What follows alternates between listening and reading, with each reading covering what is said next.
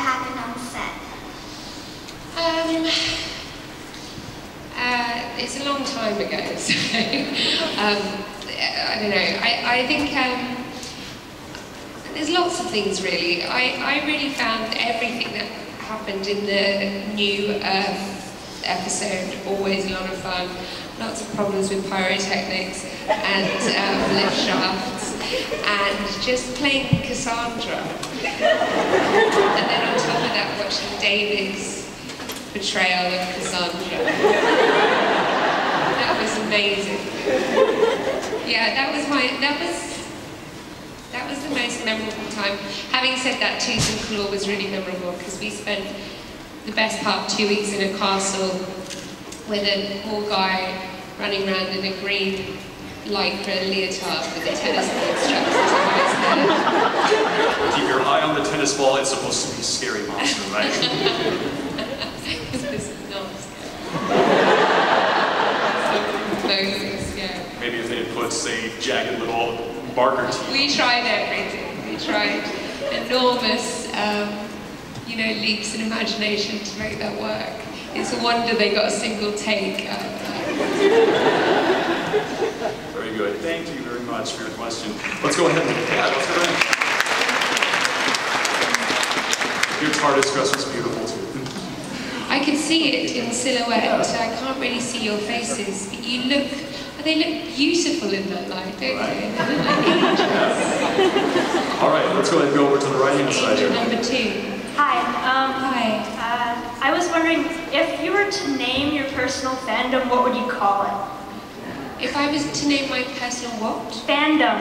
Like So, your group of people that is It's like Hoopians. Like, Yeah.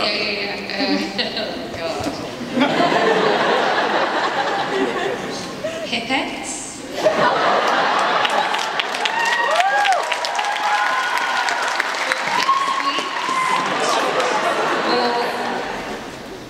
Pipe dreams? Pipe dreamers?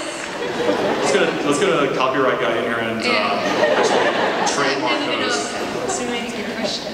All right, very cool. Thank you. Let's go ahead and get one from over here. Hello? Hi. Trying to figure out the microphone. How do you hope the character of Rose and Bad Wolf added to the legacy of Doctor Who? I hope that it had a really healthy contribution. I hope that, I hope that girls and guys made a connection with the character and that because it was very much part of the relaunch, and also I feel like the Bad Wolf thread is something that could stand the test of time. I think as a concept it's just great. But obviously I want to be very much part of the legacy. I want to be deep with the legacy. Well, especially with your return in the 50th anniversary episode.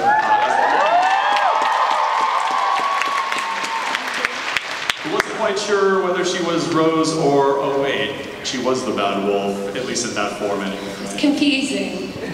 I found it confusing when I read the script at first. I was like, I don't understand. But then that is a regular reaction for me when I read a sci-fi script. Not why the way you are. Not to be surprised by too much weirdness, right? It's just going to go and it's either going to be weird or it's going to be weirder.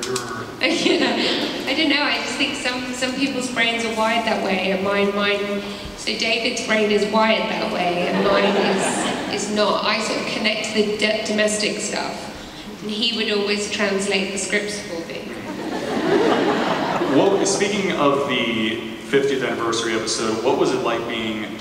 Were you surprised by the ask to come back for that role in the 50th anniversary? Was it something expected, or was it just like all of a sudden out of nowhere you got a call and it was like, hey, we want to? Well, no, because I heard it was going on, and I hadn't had the call for about what felt like 5 months.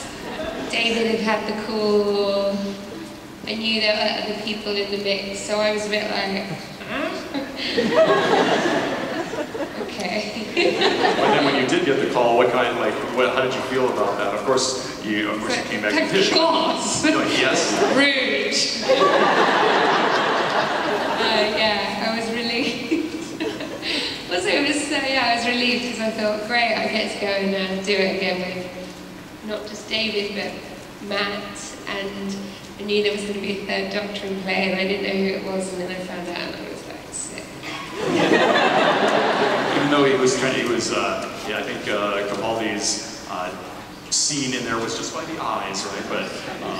But it came along very well, and you rocked it out. I think we were all happy to see Rose back, especially with interacting with David and getting a chance to see how she worked with the War Doctor before he ended up becoming the Doctor that you first joined the cast with, when he became Eccleston, how he transitioned into that. Yeah, but I think, yeah, it was awesome to come back and do that, but also to come back with something else, you know, so it wasn't just Rose lusting after the Doctor. You know what I mean? But I think that actually upset quite a few people. Like, I really felt like the feedback from that was frustration that they didn't cross paths more or acknowledge each other, you know. But that's, you know, that's the drama, isn't it? Where you feel like there's nothing you want it to happen and it doesn't happen. Yeah, well, that brings to mind anyway, some people in the audience may be old enough and maybe young enough, or too young anyway, to remember that if the romance that the audience sees wanting to happen happens and the show continues beyond that, it doesn't really work out for the show, because then it's like, where do we go from there kind of thing. Yeah, I think it's just better storytelling, isn't it, if you're willing people to be together. Right. But then in the end, it's nice to see that comes to fruition. Yeah.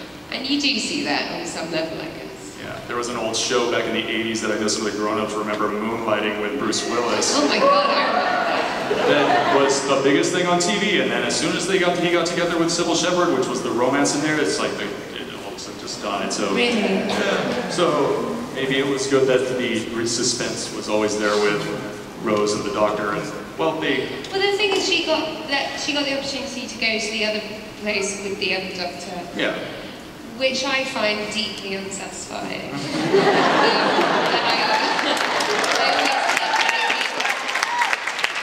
opens up the conversation about what's happening in the alternative world. You know, how does Rose feel about being palmed off with second rate?